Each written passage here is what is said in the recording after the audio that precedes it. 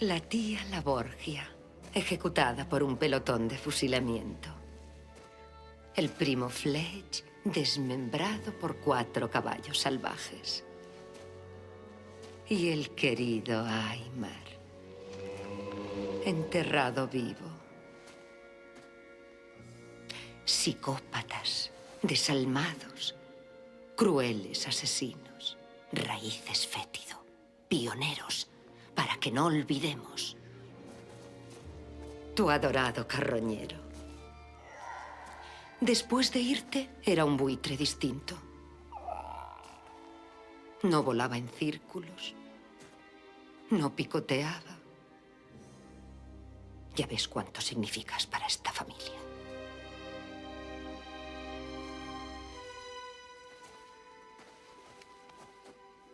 Padre y madre Addams. Ojalá los niños los hubieran conocido mejor. Pero dile eso a una turba furiosa.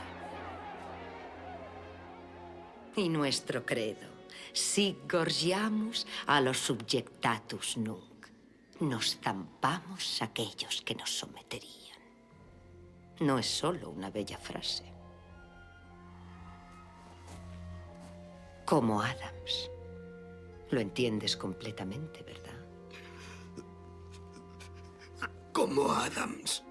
Lo entiendo. Buenas noches, fétido. Descansa en paz.